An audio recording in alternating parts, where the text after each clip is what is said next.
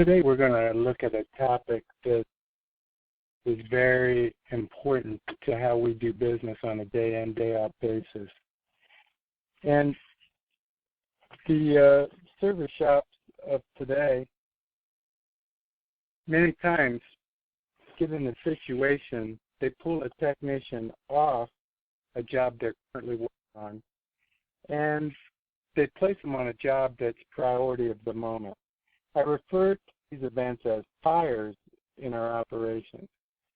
And every time we have a fire like this, we're going to lose a minimum 15 minutes of tech time because they come back to that job that we're working on, and then they're going to look at it and say, all right, where was I? I was going to order the parts for this. I was going to remove that. Whatever the situation is, they're looking at it, wondering where they're going to be at. And today we want to look at some causes that makes this happen. And the first thing I want to look at is scheduling. And many times when we're looking at the scheduling, say you have 5 advisors, and each of them brings in 2 waiters first thing in the morning. Well, there's 10 waiters, maybe more in your shop, and we walk around and we can't pull them off of this job. Gosh, we got this waiter here, can't get the work done. So we pull them off, put them on the waiters, and we lose productivity. What else happens in that is guess what? Do you think that technician is looking that vehicle over very well? Are they saying this one could use this, and it could use this service, or gosh, we need wiper blades, a differential service, and any other maintenance, a shock leaking? No, they refuse to look at the vehicle well because they've got others to get back to. They've got others waiting to get the job done. So not only do we lose the 15 minutes productivity, but we also lose a good multi-point inspection.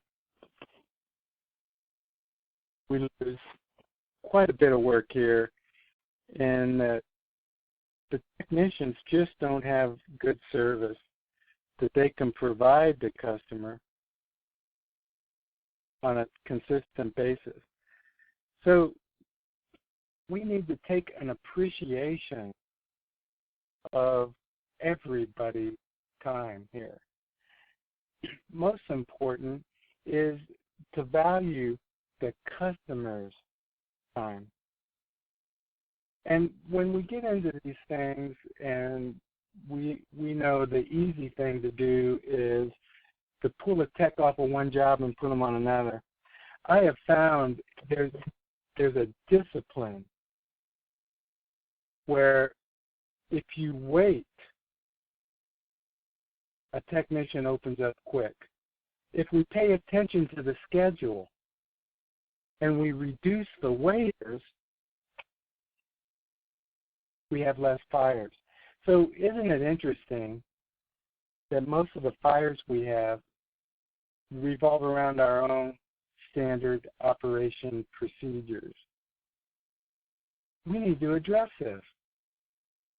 Fact is, we're causing most of the fires ourselves with scheduling and a lack of discipline.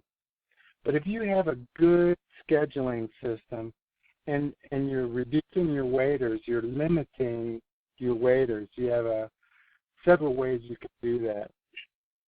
But if you're paying attention to the waiters, you're reducing them, it becomes a rare occurrence rather than a common event. It will amaze you that when you're using these few disciplines, the technician becomes available, communicate with the customer that, hey, we should have a tech available on that shortly. Can I get you a cup of coffee or whatever? And if we're way backed up, then why wouldn't we call that customer that's planning to wait in advance of the visit to inform them that we're having some issues today?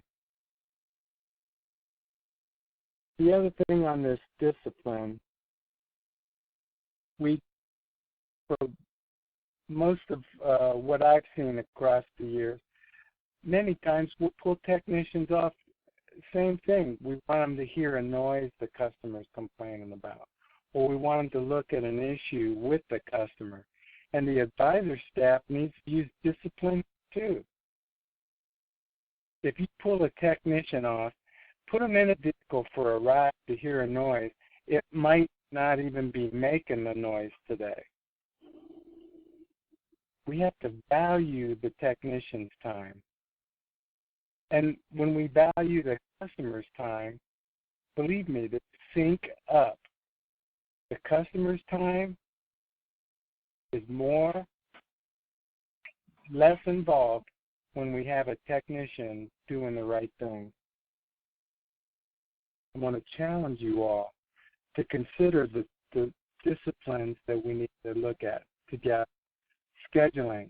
Don't let it happen. Don't pull people off the jobs they're working on so randomly. When they finish the job, go to the next vehicle.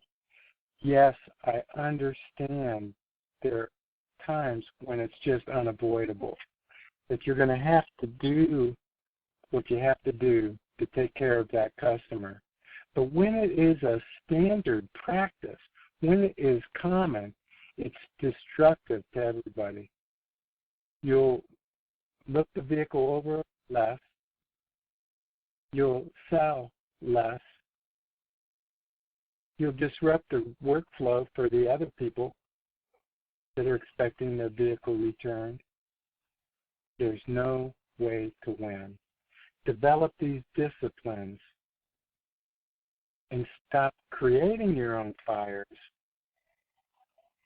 and learn how to extinguish these fires. Make them become a rare occurrence. Thanks for your time today, and I hope you have a great week. Have some exciting news for you. We just announced September 15 and 16 here in Cleveland, Ohio. We're going to have our next Service Manager Training School. It's 2 days out of the dealership where we can totally focus in on putting an action plan together and understanding your dealership's performance. You want to take your service management skills to the next level. We'll see you there. Cleveland, Ohio, September 15 and 16.